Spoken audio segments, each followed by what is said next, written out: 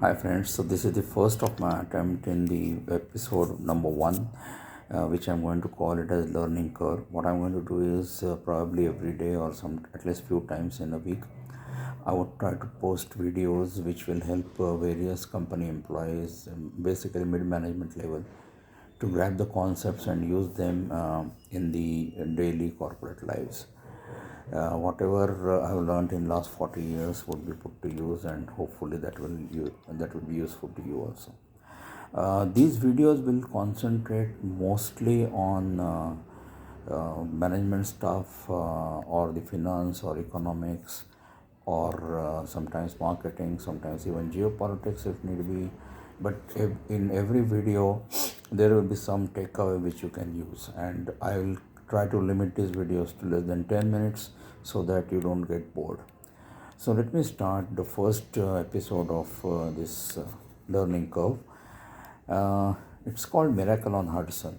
It's an anecdote which is a true story which happened on 15th of January 2009.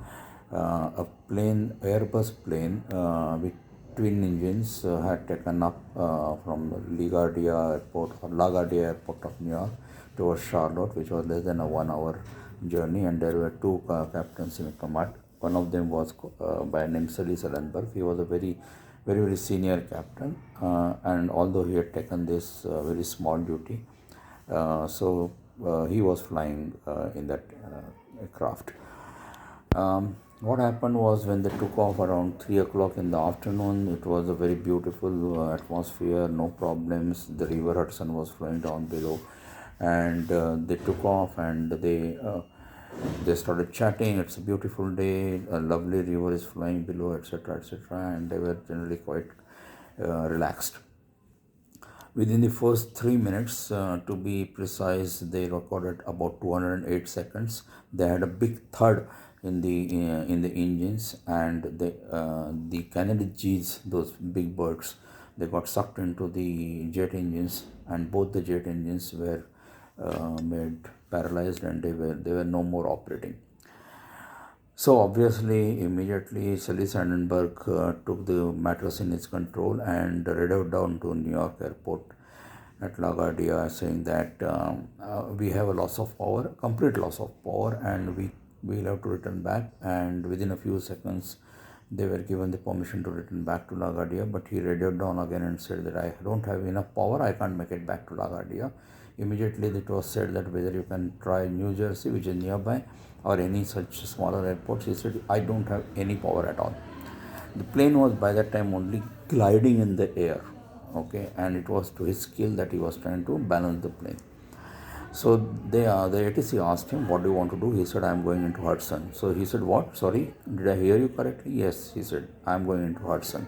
It was a split second decision that it took. And now just imagine the plane with 155 passengers on board, a few tons of that heavy metal, is actually only gliding in the air without any engine power at all, and below them is Hudson River and a fully what do you say populated New York City. So if anything goes wrong, he is going to crash into the city, and not only these 155 lives will be lost, but of course there will be a catastrophic accident which will happen. So he said, he radioed the crew inside the cabin, saying that please prepare people for this.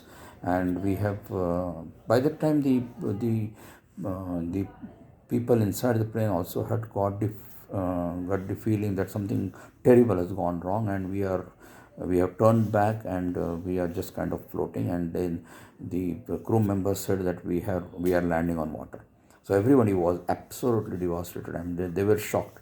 They didn't know how to react, etc. So he said, um, I am taking the whole thing in my control. And he said, I'm going to land on Hudson, and he slowly tried to descend.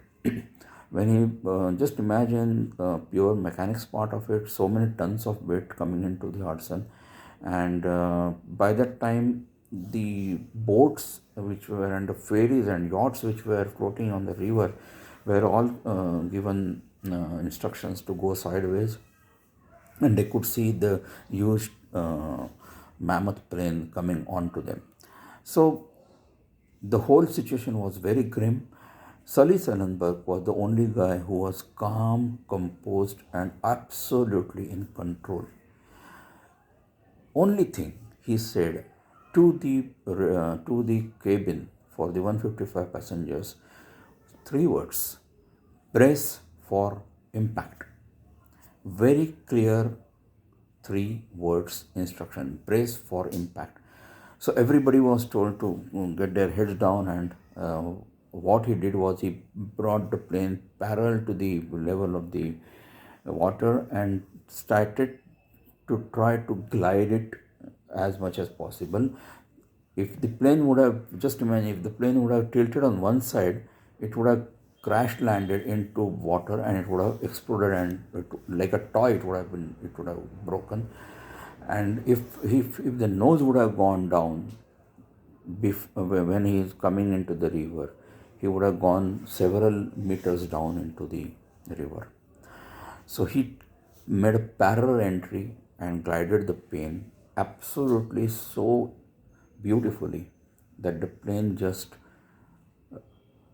had a friction with the water, keeping the nose above the water and then bringing it down, and then glided it, and it brought to the stop. Immediately he came out of the cabin, told the members to evacuate, and on both sides of the plane's wings, all the passengers were evacuated, barring a few minor injuries. Nobody was dead.